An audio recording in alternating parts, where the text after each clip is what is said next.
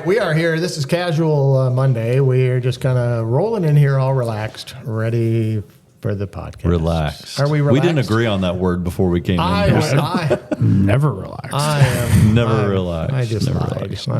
No, it's I am it's relaxed. not. It feels casual, like we just kind of strolled in, but it's after a good day yesterday. Yeah, really good day. It Yeah. was. Mission. Was a good day.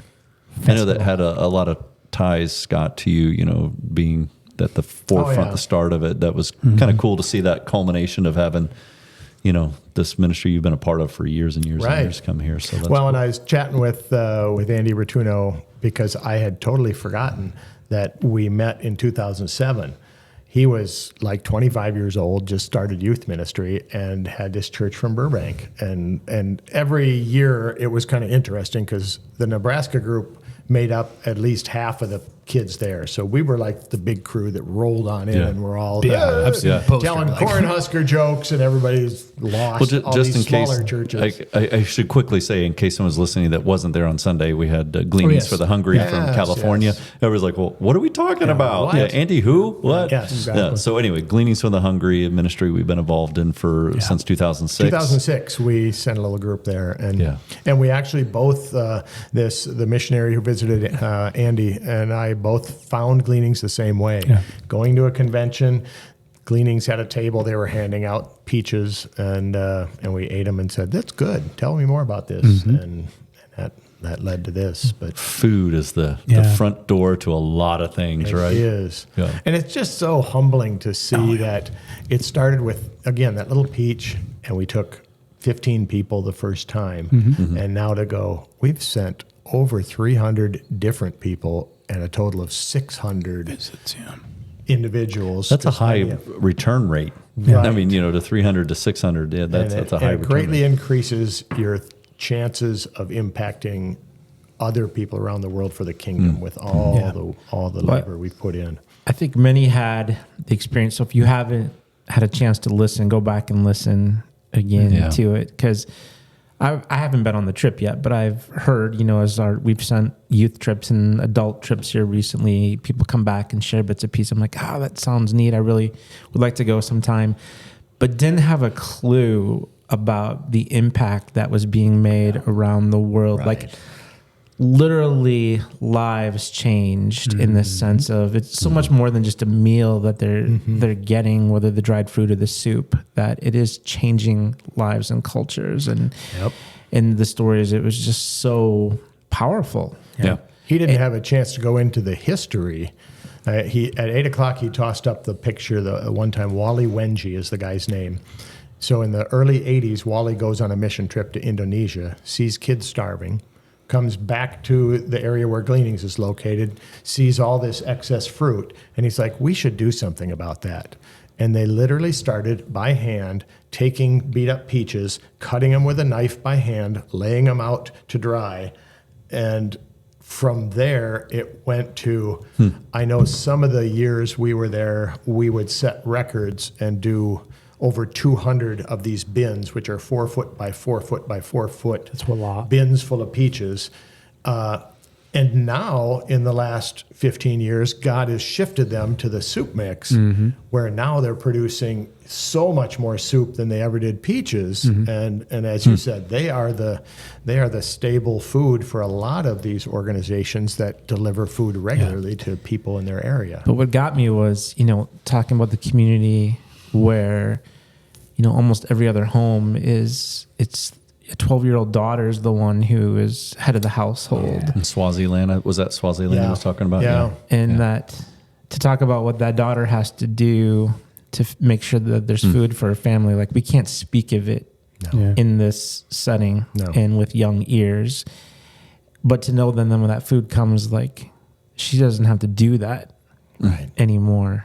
And it's just, it just hits you like, oh. And just real quick, and I don't want to go down a side road too far, but it just made me so angry to hear that. It's like, what men out there are preying on children to feed families? Yeah, absolutely. That to me is, if there are monsters, real monsters in this world, that's who it is.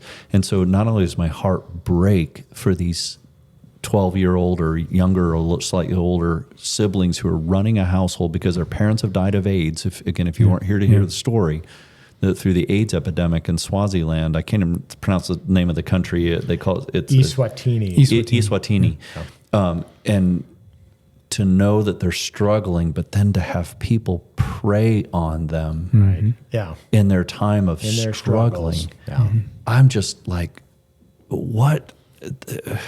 Jesus, come back. I mean, this is the time. So there was an anger there, but then the joy of knowing these needs are being met, then so they don't have to do these despicable things to just feed their siblings. Anyway. Yeah. And that picture, Scott, you probably are Andy. One of you maybe knows better, like his name, but he used to be in Andy's. Eric. Yep. Yeah, Eric Rivera. He was. What he's doing is. I know Eric actually better than I know Andy because he was there for a while. But to hear his story and to see the picture of him just carrying the kid in his hand, his arms, and then the little girl walking with him, and the other two boys up ahead, and how this community is writing on their doors in their own language, that God loves you, and to just see. This is the gospel. This is, and I love that was our text. Like, what you've done to the least of these, my brothers and sisters, you've done to me, Jesus says. And I think Andy had shared that too. Like this, if Jesus would show up in this community, this is what he would do. Right. That's what he looked like. Yeah. I think he said in the afternoon, he goes, that's a picture of Jesus. Yeah. It's a picture of Jesus. So I know we're going to keep our relationship up with Gleanings. I know there's a number of adults that are going to want to definitely be doing that. And my hope is when we do get a new youth director in, I'm going to at least volunteer to say, if you want to go on this trip, I'll happily go along as an adult leader and kind of show you the ropes, get you there, show you help get them going, and then hand that off. But yeah, it's a fantastic place to go and serve God. So the thing that I think is really there's two benefits by sending people out to Gleanings is the one we're just talking about. People are fed.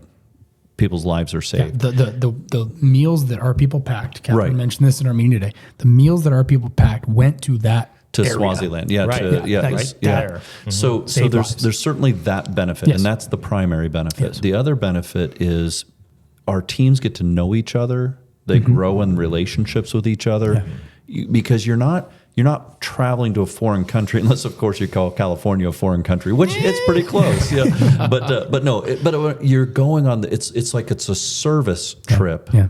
And because you're not like traveling. Now, I do like the idea of being able to maybe get our people to travel to Guatemala, some of these places. For sure. Oh, yeah. But if you're going to this plant where you get to pack these peaches and soups and stuff like that, but it gives you an opportunity to know you're part of this bigger picture and the growth. And I haven't gone to Gleanings, but I've been on plenty of mission trips. That the growth that happens in those relationships are lifelong. Yeah, they're huge. Definitely, They're huge. And that shared experience that you have then too of knowing that you were side by side serving God. Just is something that all the high school youth that have gone with me who are now all older adults, they just as soon as you talk about that, they are ready to share and tell everybody all about those experiences. So, nope, that was great. I thought you did a great job interviewing him, Pastor Andy. That was a first time out of the block having to bring somebody else. The first one had a lot of bells and whistles, but after that we settled in. Well, I was to say bells and whistles. There you go. And there was a light flashing on the other side of him as I'm looking at him. I'm like, the fact that I could focus through this is Holy Spirit driven. Because I was like, I'm going to lock in on him. That message was fire. Yeah, it was so hot. Yeah. Fire alarms went off. We got through it. And for those who weren't here again, the fire alarm went off at the beginning of the message in the 8 o'clock service. Oh, it did. Something in the oven for the potluck was smoking. Definitely. Definitely. And just, I was so happy to be able to connect the dots because I'd heard separate stories of one, how awesome the innovation of this program is. Like him as quarterback, getting to farmers and getting it there and then to the processors and then there and then overseas. And like, that's amazing what God's doing through all these people. So that story was cool to hear.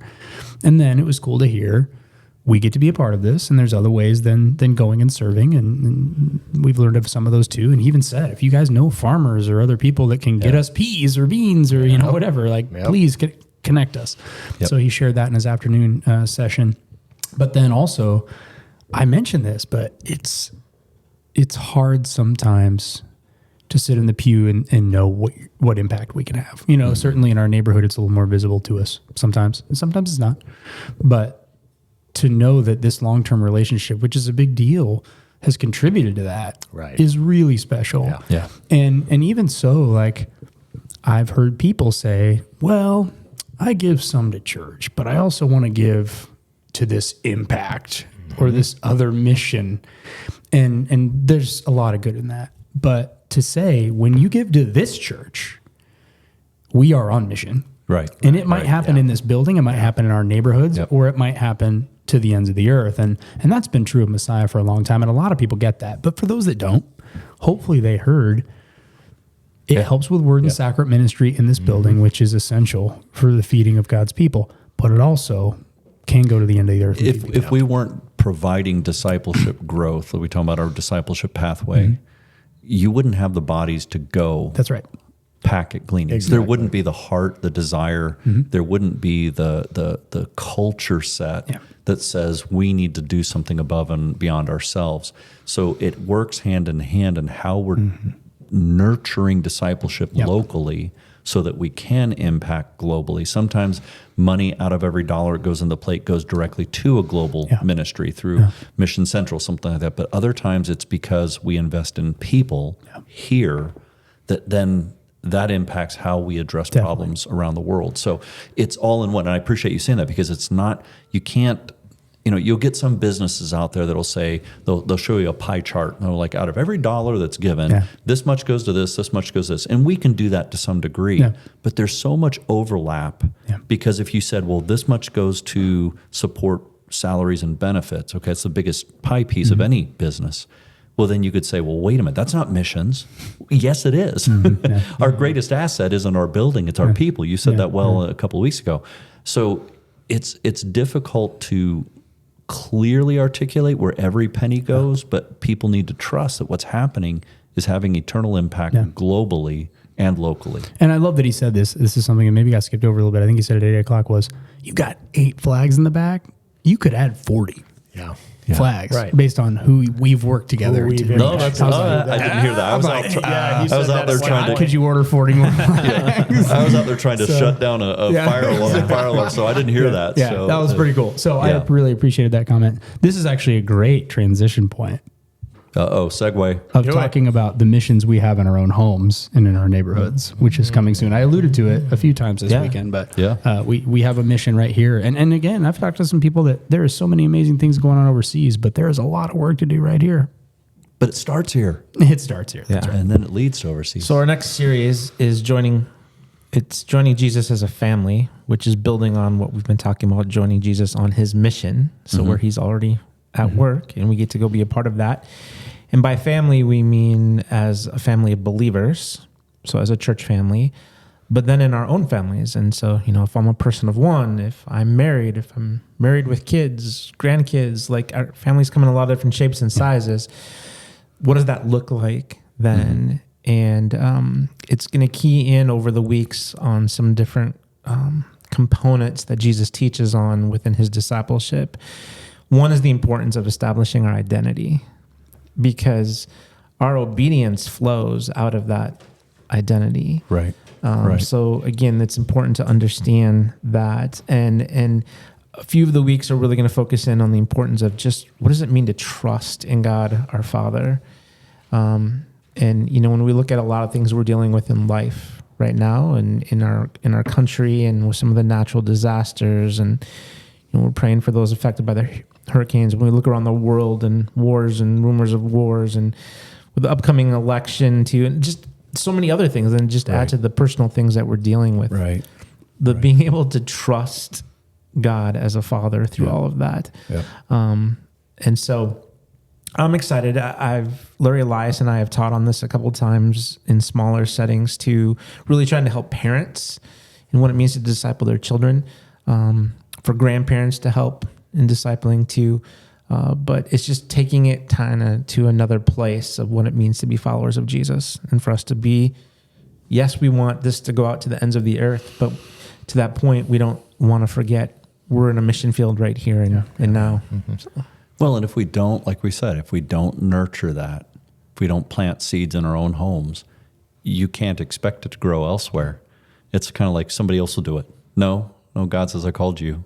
And so I believe focusing inward is different than navel gazing. We talk about navel gazing is when it's like, I'm just going to look out for me and I'm just everything else. And it's like, no. Starting inward means we have an outward focus, but we have to, right where God has planted you, starting again, families come in all shapes and sizes. Even if you don't have children of your own, or even if you're a single adult or whatever, there's people around you that need to be nurtured, mentored, whatever it might be, to help them in their growth and discipleship so that we can trust in God, because there's so many things out of control right now. And you mentioned a lot of them. I just got off the phone with my older brother who still lives in Orlando, and they're getting prepared. Wednesday, hurricane right now, it's a Cat 5. And he believes it's going to be down to a Cat 3 by the time it hits, because it's going to hit another front, weather front. Regardless, that's still Cat 3 is damaging. No joke. Right. But anyway, so they just don't know where. He said he was referencing a Hurricane Charlie, that it's meandering. Nobody knows. But he said it looks like it might follow Interstate 4 that goes from Tampa through Orlando toward Daytona. But either way, but the point being, these things we have no control over. Where it hits, God only knows. But God also knows each and every person in its path. And we need to be able to trust and make smart decisions. In other words, I'm going to ride this out. No, probably not a good idea. Get out of harm's way. But the point is, I think we need to start in our homes. How do we demonstrate trust? How do we grow our children in that trust? And it will impact things like gleanings. I want to go on a mission trip. Jesus has done something for me. I want to do something for the kingdom. Yeah. Well, that doesn't happen arbitrarily. It happens because somebody was influenced and mentored. And so I'm excited as we start this series. Yeah. Because sometimes it means, we go to California and we join in this and to see how they reach the end of the earth. But sometimes it means that I'm just going across the street. Yeah. I'm walking across the hallway to the other locker. I'm walking across the room. So all of those places is where God is moving us. So awesome. Looking forward to it. Excellent. This will be take great. us how long? Up until Advent. Up until Advent. Okay. Our focus will shift then to, and we'll talk more when we get a little bit closer, but our Christmas series, which it's not that far away. That's so right. let's not say the word though right now. Well, it's a short year this year, so we have Thanksgiving, and then the next week is the first week of Advent, because it's 3 weeks to Christmas. Yep. If we've had 4 weeks historically at Messiah, we've taken 1 week to breathe, but this time there's 3 Wednesdays, and so we will start right away. Yeah, it'll be good. Okay. Very good. All right, we good? We're good. We're good. All right. Nothing else. All right. Yeah. That's all we need to know. Thanks, Scott. Thanks, guys. All right, thanks.